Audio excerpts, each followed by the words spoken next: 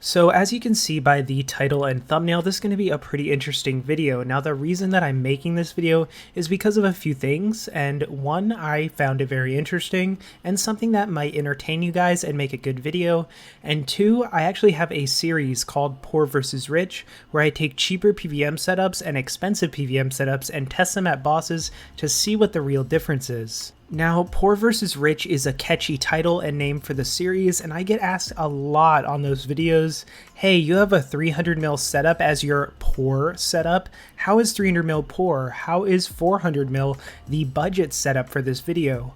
I also get comments saying, I'm a returning player, I thought 100 mil was a ton of money, is it not worth that much anymore?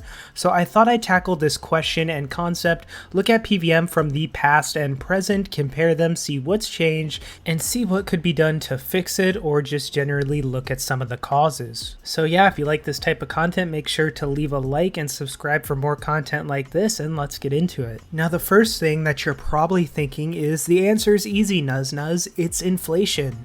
And yes, you'd be correct. Inflation is the decline of purchasing power of currency over a given time. Inflation is the rate in which the value of currency is falling, but at the same time the general level of item or prices of goods are increasing.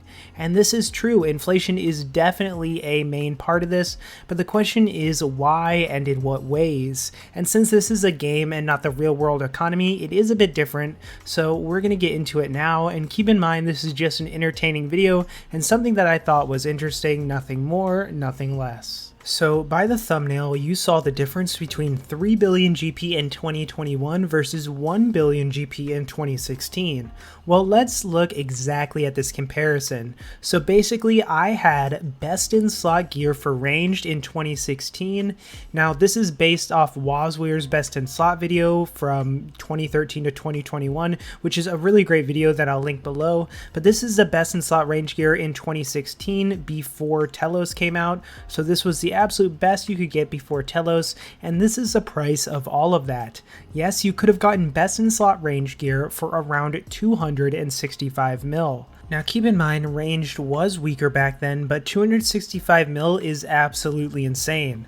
That's why I also included two Santa hats as well in the thumbnail, which cost 287 mil each. So for around 800 million GP in 2016, you could have gotten two Santa hats and the best in slot range gear. Now let's look at how those prices have changed today, just for fun. If we look at the exact same items, we get around 800 mil to buy that range gear today, compared to 265 mil in 2016.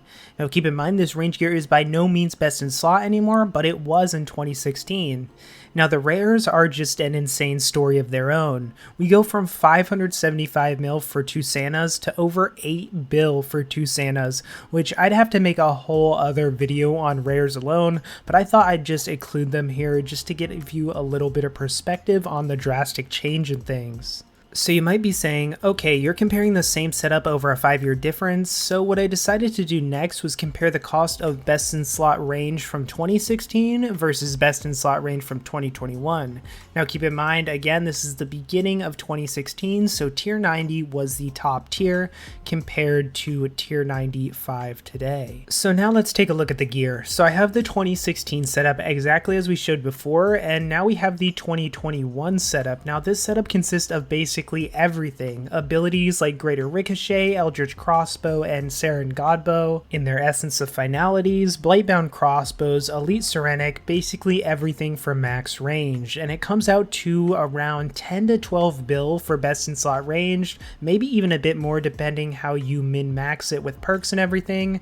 Now, yes, range is a very powerful style in PVM compared to 2016, and yes, there is inflation as mentioned before, but this is the reason why when I show a 300 mil setup in 2021 for a combat style and I consider it cheap or budget, because ranged maxed out is like 10 to 12 bill compared to how it was in 2016. This is just absolutely insane, basically a 50 times increase. So let's get into some of the reasons why this might have taken place other than just inflation. Well, number one, there's just way more stuff to get. I mean, it's a meme at this point, but SwitchScape is real. I don't personally mind SwitchScape too much at all myself, but it's no secret that there is a lot more switches, a lot more abilities, a ton of different items, perks, prayers, a ton of different things you need to get to unlock what's considered best in slot gear compared to 2016. Back in 2016, you may have only needed around 10 or 15 things to get best in slot gear, but nowadays you probably need double or triple that if you include all the perks, switches, specs, abilities, and prayers. So that's just one reason that these gear setups have gotten so much more expensive to get max gear, is because there's just so much more stuff. But what about PVM? Has PVM gotten harder or easier to make money? Well, now we're going to look at some of the stats and GP per hour. So to do this, I went back and I found a great video by Moto back in 2016 showing some of the best and most profitable solo bosses in RuneScape 3 and their GP per hour, and we're going to compare the rates to today and see how they've scaled.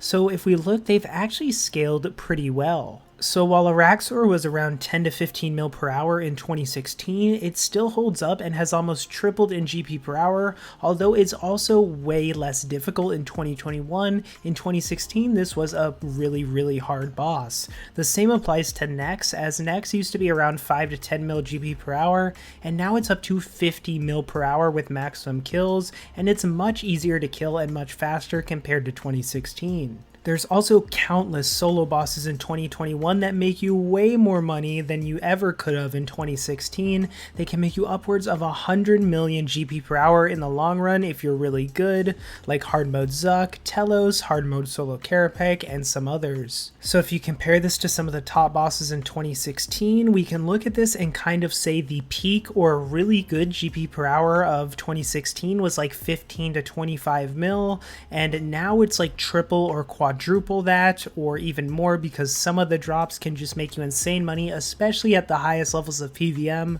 So for PVM, although gear costs way more now and you need more of it, the GP per hour you can make from PVM, at least high level PVM, has kept up at least somewhat. But here's where it gets really interesting. If you aren't a high level PVMer, or you don't PVM very much, or you do lower level PVM, how do you really fare? Is it still achievable in RuneScape today to get best in slot gear from skilling or doing Slayer or things like that? Well, let's take a look at some of the examples. So while PVM has 5 or 10x in GP per hour, or the amount you can make, if we look at skilling, it's a much different story. So if we look at something like rune crafting, for example, which was pretty good for money back in 2016, you made around 3 to 5 mil per hour doing nature runes, which was one of the best methods. Now in 2021, with some of the best rune crafting methods, you can make anywhere from 8 to 12 mil per hour. While this is an increase, it's not nearly as dramatic as PVM's GP per hour has gone up, and not nearly enough to keep up with inflation. If we look at another skill like fishing, which is primarily just trained AFK for money, AFK Rocktails in 2016 was around 750k GP per hour while AFK, and in 2021, if you AFK fish sailfish or swarm fishing, it's around 2 million GP per hour, which is not that much of an increase from 5 years ago. Which brings me to my main point. I feel like skilling methods and other money-making methods are lacking very far behind compared to PVM. While high-level PVM is keeping up with inflation to a good degree, trying to earn expensive gear while skilling or doing Slayer or lower level PVM seems to be so much more harder than it used to be. At least I remember back in 2014, 2015 being able to go and get 99s in skills and make money doing that, and then be able to use that money to pretty easily buy some really good gear, but now it just seems much harder, and let's take a look at another example of this. So since I did ranged before, let's take a look at magic instead now. Now back in 2016, in the beginning of 2016, magic was considered probably the best style to use, and now in 2021, it is considered one of the best styles to use once again. So let's take a look at an example. If you were to want the best in slot magic weapons at the very start of 2016, Seismic Wands and Singularity were the best in slot. Now this was before Telos came out, so this would take you around 100 hours of rune crafting in 2016 to earn best in slot magic weapons. Now, if we look at the best in slot magic weapon in 2021, the Fractured Staff of Armadyl, which goes for almost 6 billion GP, this would take you almost 5 times the amount of hours for rune crafting if you wanted to earn this for over 500 hours. So while PvM is the main part of Runescape and by far one of the most popular activities in the game, skilling and other money-making methods are kind of just lacking in terms of the GP per hour compared to the prices of gear, rares, and other notable items that you may want to buy. I think it's no secret that skilling has lagged behind, but researching for this video has made sense of just how much it has actually fallen off. This could be due to a variety of reasons. One is because the vast amount of resources that are given from bosses in PvM causes skilling supplies and methods to make less and less money. Another could be because Jagex has primarily focused on PvM updates, which I enjoy personally, but at the same time, I feel like they could give some more time to things like skilling to make it at least keep up a bit with everything else. Now, something else I will mention is there are other ways to make really good money other than PvMing, because something that I thought of was it's kind of sad how you have to basically do PvM to make any decent amount of money to be able to get, you know, good gear, rares, whatever you want. But even though skilling is not nearly as good as it used to be in terms of making money, there are still some things you can do, like clue scrolls. Dyes have never been higher in price. Rare items from clue scrolls, fortunate components are really good. So if you want to make a really good amount of money but you're not much of a PvMer yourself, going to something like clue scrolls could make you a ton of money there. And then of course there's things like flipping and merching, but I feel a lot of people that are coming back to RuneScape 3 have kind of an issue when they're used to the old days of skilling and, you know, training their skills up and making a decent amount of money from getting level 99 in a skill. But then nowadays they get level 99 in a few skills, make like 100-200 mil, and can't even afford to buy the best in slot amulet. So yeah, I thought this was an interesting video to do. I did my own research and just wanted to show some perspective on this because I do get those comments a lot. What do you guys think should be done? Do you think that skilling method should be buffed a bit? Should bosses start dropping less resources? Should the game just keep going as it is? Let me know in the comments below. I find it really interesting, but I hope you guys enjoyed this kind of different video, and if you did enjoy it, make sure to leave a like, and I'll see you all in the next one.